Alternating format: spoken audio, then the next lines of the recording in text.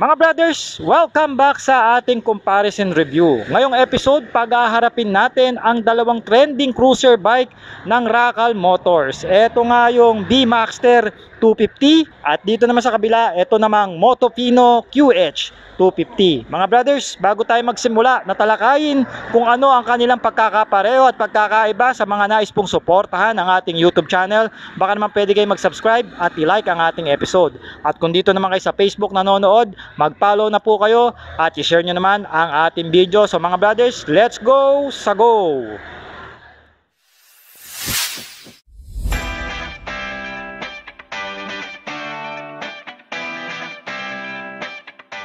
Mga brothers, available na sa Shopee ang ating riding jersey at iba pang mga riding gears na ginagamit natin. Nandyan yung link sa gilid ng video. Let's go sa go! Mga brothers, una muna natin pag-usapan ang harapan nitong B-Maxter 250 ng Racal. Dito sa kanyang handlebar, meron itong low rise. Ayan po. Pero kahit low rise siya mga brothers, mataas naman yung kanyang riser, which can give you na upright riding position. Tapos yung susi niya, makikita niyo yan, may design ito, parang bungo, di ba? Customize na customize ang dating, kasama na po yan.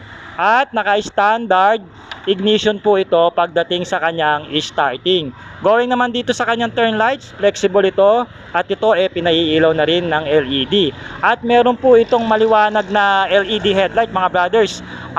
Anim po lahat yan, no? Tatlong low beam, tatlong high beam. Tapos meron pa siyang daytime running lights. So, di ba? Napaka-forma, parang oblong style po 'yan, pa-curve po siya. At yung salamin niya, I can say, makapal na rin pero plastic po ito.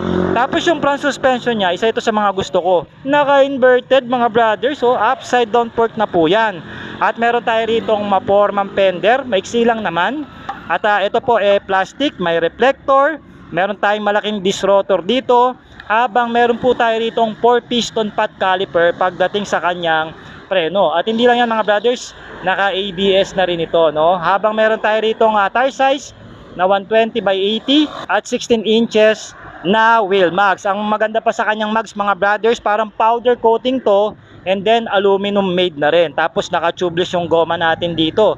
Upon checking mga brothers, maganda ang kapit nito dahil CST brand na ito, no? So may pagka soft compound ito mga brad, no? So sa harapan pa lang dito sa B-Maxter, busog ka na Lipat naman tayo dun sa kabila.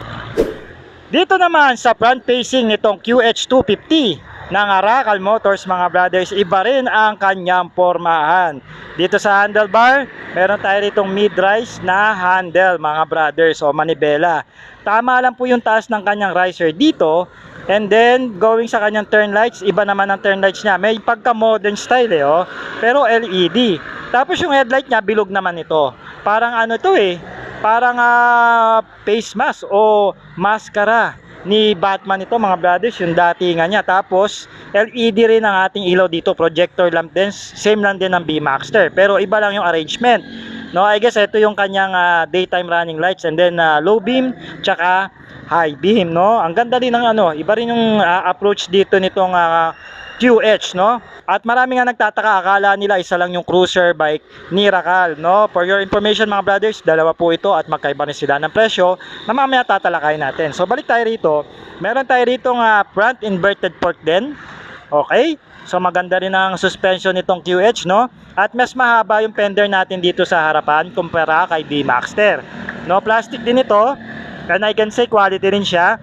At going sa ating preno, malaki po ang disc rotor nito kung kukumpara natin kay B-Maxter. Ngunit 2-piston pot caliper naman po ang kanyang preno rito. Pero wag ka mga brad, naka ABS naman ito. Habang mas malaki yung kanyang gulong na 120 by 80 at 17 inches rim diameter naman, no? Same din yung mags na parang powder coating na naka-aluminum at syempre naka-tubeless na rin po itong goma. So mga brothers, mag-comment naman kayo sa comment section kung ano ang mas maangas sa inyo pagdating dito sa harapan sa dalawang cruiser bike na ito.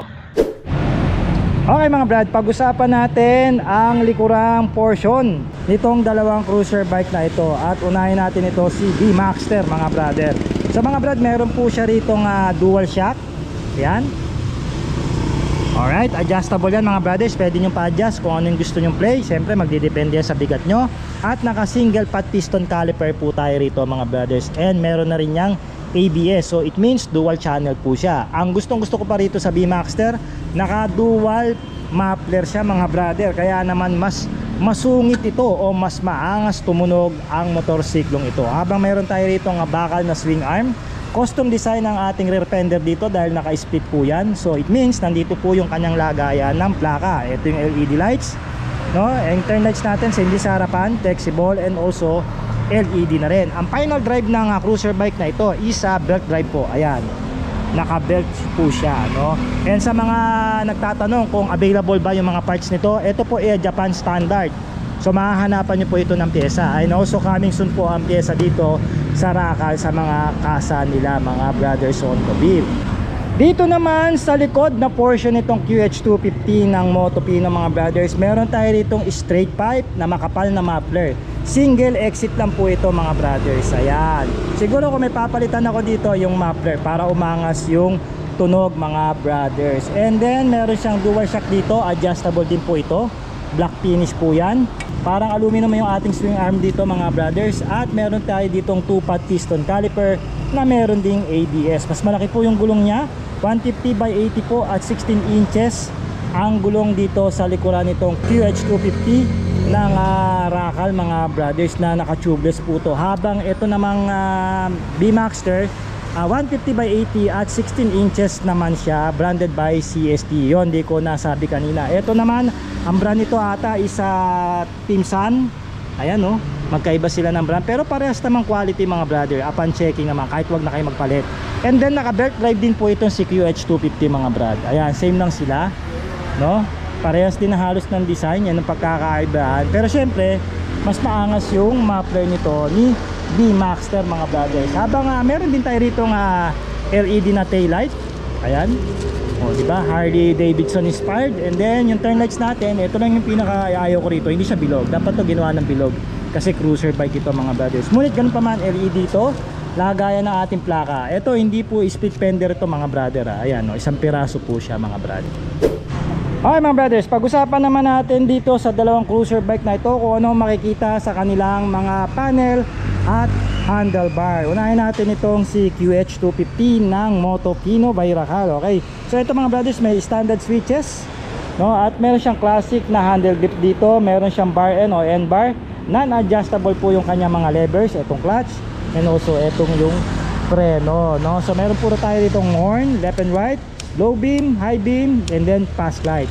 Naka negative style ang digital meter natin dito, no? Masasabi ko lang, hindi lang ito activated dahil hindi nakakabit yung battery niya, no? Pero I'm sure na ito ay digital meter. Habang meron tayong indicator dito na ABS, engine check, neutral, at saka left and right, and then also yung ating high beam indicator. Dito sa kanan, same lang din yung approach ng ating handle grip, and also bar N, electronic starting, ang ating on and off ng ilaw, and also kill switch po. Ayan, lagayan po ng ating brake fluid, no? So maganda po yung finish dito pagdating sa kanyang handlebar.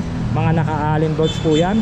And alam ko pagka ganito yung inverted mo, adjustable po ito mga brother, no? Correct nyo na lang po ako dyan kung ako ay mali. Dito kay B-Maxter mga brothers, good news, ito activated. Ayan, kasi ito mabibili na to kaya inactivate na. Ayan, so kitang kita nyo, ito yung mga nakikita ko ngayon sa mga cruiser sa ibang brand pagdating sa kanyang digital meter, no? Colored na po yan, no? Meron tayong RPM, orasan, speed meter mo, odometer mo, then basic indicators, ABS, neutral gear indicator, ayan, engine check, then meron tayo rito letterings ng Motopino. Mas gusto ko yung switches nito ni B-Maxter kasi mas premium and also may backlight assist, di ba?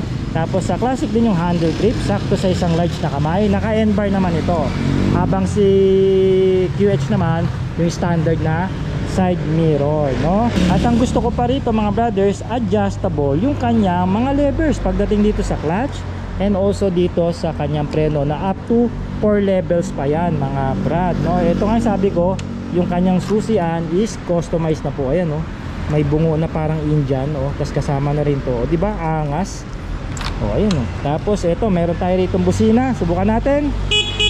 Ayan, then left and right nya, ayun, sawabi pindutin, no? Low beam, high beam, ayan, And then yung kung gusto niyo pong baguhin yung itong digital meter nyo, kung gusto niyo pong i-set up. Flasher dito sa kanan, meron tayong hazard switch, kill switch, no? Bukasan po ng ating ilaw, and then electronic is starting mga brothers. And then meron tayo rito letterings ng Motopino, no? Premium din ang finish nito rito sa kanyang handlebar mga brothers. At magkaiba sila, na pababa yung meter panel to nandito sa baba, si QH naman nandun sa taas. Alright, ayun naman mga brothers, sound check natin. Oh, angas oh, lakas oh.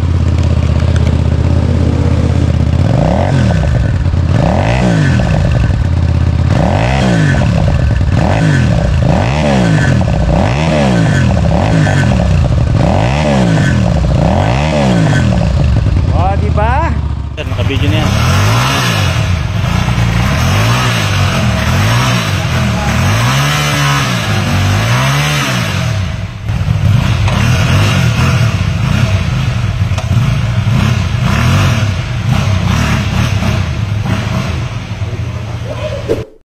Usapang bike fitting mga brothers, unahan natin itong upuan, itong QH250 ng Racal, no? So for the reference mga brad, may taas lang po ako na 5'4" in height. Naka-boots tayo ngayon na stitch sole, so around mga 5'5" na tayo, okay? At meron lang po akong reach pagdating sa braso ng 20 inches at skinny build lang po ako na rider. So ganito po ang itsura mga brothers. Baka may mga kasing tulad tayo dyan na kasing taas ko at build ko. So ito po para meron kayong idea, no? So mga brothers, meron itong seat height na 750 mm. So mababa lang po siya dahil isa siyang cruiser bike mga brothers. At ang feels ko sa kanyang upuan, malambot.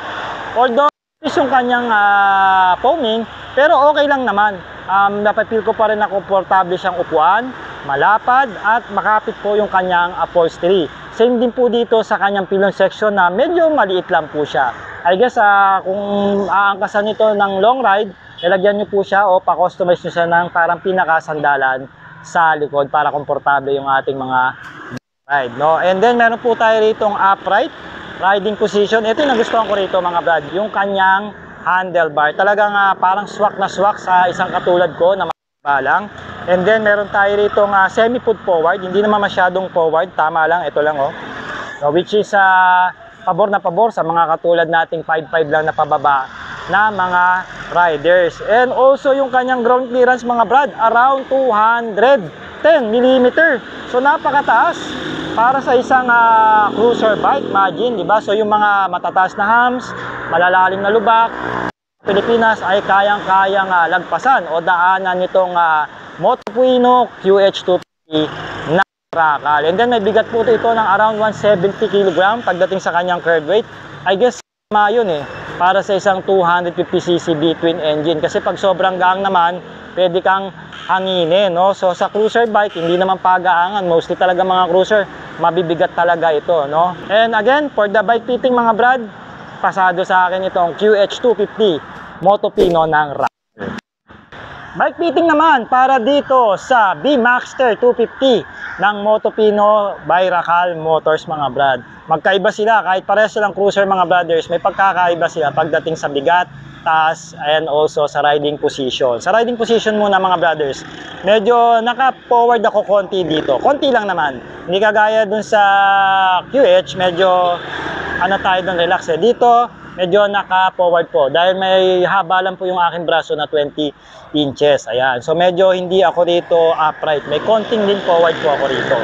So, tsaka iba rin yung kanyang manibela. And then for the seat height naman, mas mababa ito. So 720 mm lang ito mga brothers. Kaya naman sa mga katulad ko na 5'5" pababa, especially mga kababaihan, hindi kayo mahihirapan sakyan ng motor nito. Tapos pag nakaboots pa kayo, mas lalong komportable. Parehas lang naman sila ng setup. I guess medyo angat lang tong konti si B-Maxter pagdating dito sa foot forward pagdating dito sa foot position mga brothers, no? I guess para sa akin mas prefer ko yung QH pagdating sa position ng paa, pero kasi iba-iba tayo ng taas at haba ng ating mga hita, no? At sa kanyang turn radius, no, upon checking naman, parehas lang naman sila ng laki.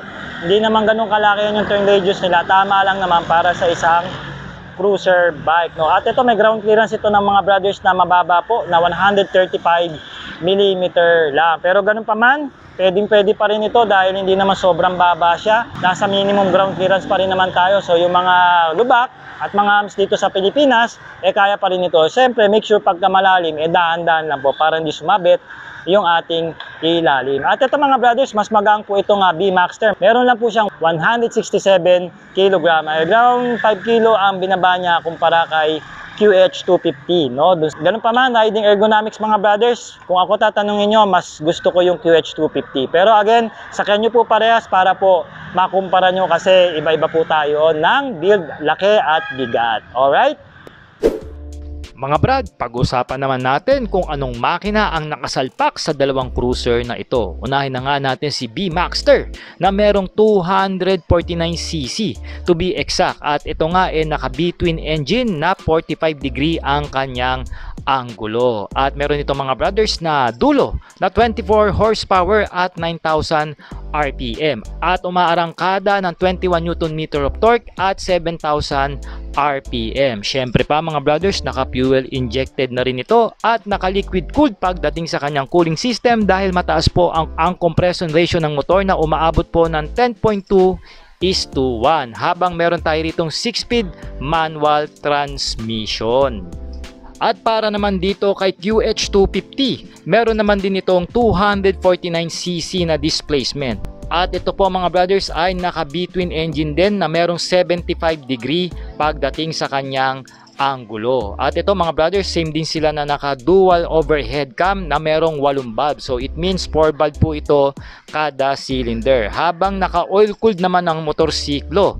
At ito mga brothers ay kayang makadulo ng 26.5 horsepower at 9,000 RPM. At umaarangkada naman ng 20.8 Nm of torque at 8,500 RPM. Naka-fuel injected din ito mga brothers at merong 6-speed manual transmission. Overall mga brothers, pareha silang naka-between pero may pagkakaibahan sila pagdating sa specification ng makina. At syempre nasa inyo na rin yan kung ano ang pipiliin nyo sa dalawang cruiser bike na ito.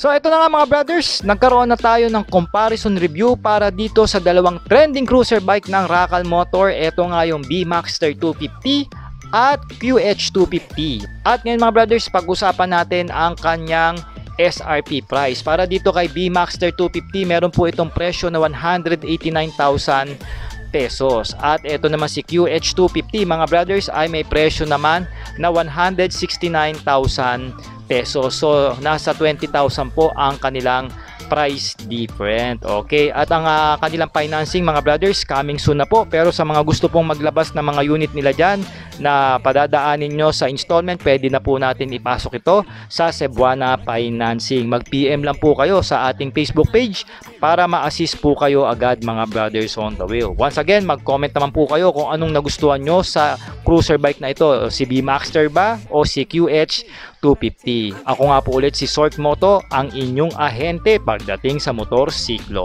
Alright.